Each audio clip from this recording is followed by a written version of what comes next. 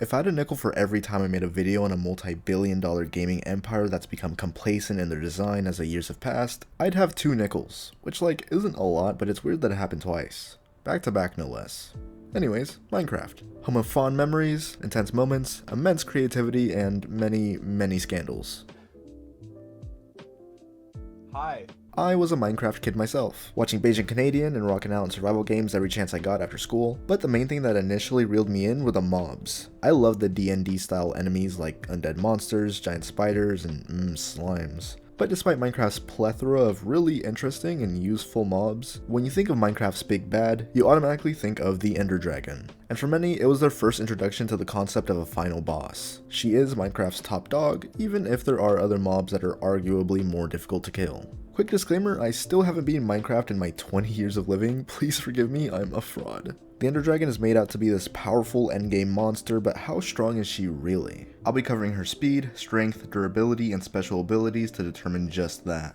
The Ender Dragon is about 23 feet long with a wingspan to match, starting with by far the easiest to determine, her movement speed. The Ender Dragon can fly at 24 blocks per second. Each block sits at 1 cubic meter in size, so that means that old Gene here can fly around 54 miles per hour, or about 87 kilometers per hour for you losers overseas. You guys loved that joke last time. The dragon uses this speed to fly around the end island, beaming you with its dragon breath, or swoops down to attack. But its speed is the least impressive of its stats. I mean, 55 miles per hour is only like the speed of a grandma on the highway. Granted, a giant dragon flying by is certainly more intimidating than a 2004 Toyota Sienna. The Ender Dragon's strength is much more notable, however. Aside from the strength of just being a giant dragon, we can determine her strength through her ability to destroy blocks. The Ender Dragon is able to simply barrel through nearly any block in her way, and there isn't a limit to how many she can fly through. She can easily break through different types of stones, and even metals like gold, iron, diamonds, or netherite. Diamonds aren't actually all that tough in the real world. They can take some damage before breaking, but when they break, they shatter. And the same could be said about netherite, which is some sort of diamond alloy. But even taking something like compressed sandstone, it would take nearly 17,000 tons of force to completely annihilate 1 cubic meter of the stuff the way the dragon does. But this number could be much higher depending on how you interpret the dragon's ability to tear through most blocks. But if you really want to wink the dragon's strength, Steve, the player, can get knocked around by the dragon when it swoops around. Thanks to a handy dandy video by Kitty Keen, thank you, I was not going to do all this math.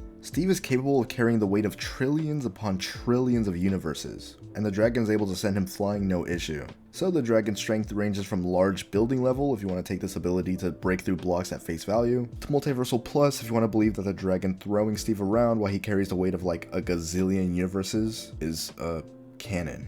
That's a nice range, what a wonderful start to this video. Thankfully, we can get something much more grounded for its striking power. While in hard mode, the Ender Dragon can hit you for a solid 15 hearts of damage. Comparing this to a creeper's explosion while on easy mode, which does 22 hearts of damage, we can calculate the force of one of the dragon's swipes by the blocks that the creeper blows up. And again, we'll be using sandstone blocks as the basis. A creeper on easy mode can destroy 30 blocks of sandstone with a single explosion. Taking 16,700 from earlier and multiplying it by 30, we get 501,000 tons of force. But again, this explosion does more damage than an attack from the Ender Dragon. So accounting for the difference in damage, that puts an attack from the Ender Dragon at 341,582 tons of force, or large town level in attack potency. Do keep in mind that even though the creeper's explosion is obviously not the size of something like, let's say, a Minecraft village, the ability to evaporate 30 cubic meters of sandstone with a single explosion requires an amount of force comparable to destroying a large town, even if the range isn't quite wide enough to do so. Attack potency. Thanks, Crisis. With this, we can highball the Ender Dragon's strength up to city to mountain level, considering its ability to casually destroy nearly all blocks without fail. Unless you're adamant about infinite strength Ender Dragon, then be my guest. The Ender Dragon, as the final boss of the game, has one of the highest HPs out of any mob, only beaten by the Wither and the Warden, which is kinda lame. Please update the Ender Dragon fight, it should be harder, give it Elden Ring phases or something, please. Anyways, its durability should scale to its strength. Since every force has an equal and opposite reaction, ramming your entire body into something with enough force to break it puts the exact same amount of force onto the rammer, giving it the same, if not higher, level of durability as its strength, which would be that same city to mountain level we got earlier. We could also determine how much it would take to kill the Ender Dragon in one shot using the same creeper damage method. If 22 hearts of damage is equal to 501,000 tons of force, and the dragon has 200 hearts, then it would take a whopping 4,510,000 tons of force to kill the dragon in one go, which again comfortably puts in that city level of durability. but all that damage could be for nothing if you fight it in the end dimension. In the end, there are 10 obsidian pillars, each with an end crystal on top. These crystals, if given enough time, are able to heal the dragon all the way back up to full health if not dealt with. They're extremely fragile, however, breaking to something as small as an egg or a snowball. And I know they're technically not part of the dragon. The Ender Dragon resides in the end surrounded by these crystals, so it's fair to include these in most scenarios. And I guess Endermen exist there too, but I won't acknowledge them since they are separate living entities. Shit! They jumping me! They jumping me!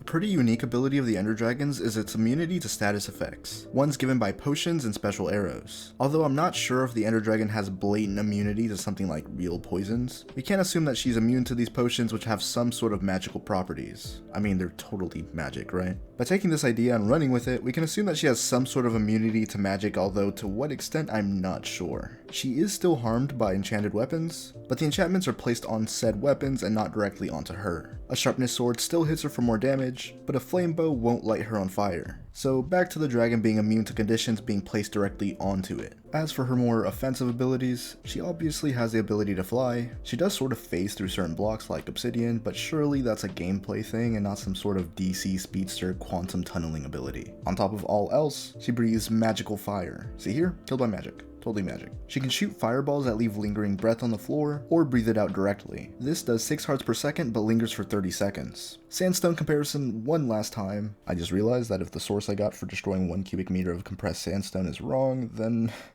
this whole video goes to shit. Anyways, 6 hearts should be equal to about 135,500 tons of force, or again that same large town level, but multiplying it by 30 times would put it over 4 million tons of force, back to that city level of destruction. And that's all she's got. Ender Dragon is city level in strength and durability, immune to all potions and their effects. Her lingering magic fire breath also reaches that same city level of power, and its strikes are large town level in AP. Pretty slow, only flying at about 55 miles per hour, so it's not supersonic plus, which has become a mainstay on this channel, and reaction time is basically non-applicable. And that's pretty in line with what we could expect from a final boss. A big dragon who can level cities just by moving around, and her being city level only accounts for her attack's AP. As we see in game, she could most definitely destroy land masses the size of islands, and even up to the size of countries if given the time to do so. Holes in my scaling would of course have to do with how damage is counted, the creeper being one of the few mobs that can actually destroy blocks with their attacks, but I felt it was a good starting point. But you could also get different numbers for whatever specific block you use as the basis for your damage dealt, or whatever difficulty you used. Unfortunately, the Ender Dragon is not the strongest mob in the game, semi-recently dropping down to 3rd place with the introduction of the Warden, and was already beaten out by the Wither a long time ago. The end battle just needs a rework. Maybe someday I'll touch up on the 2 strongest mobs in Minecraft, as I stray further and further from this channel's original goal of being horror-centric. The views talk and I listen, man, what can I say? Huge thanks to Katie for making today's thumbnail. Her Twitter is down in the description as per usual. Next video is probably on multiverses. Subscribe to see when those are out, and I'll see you guys later.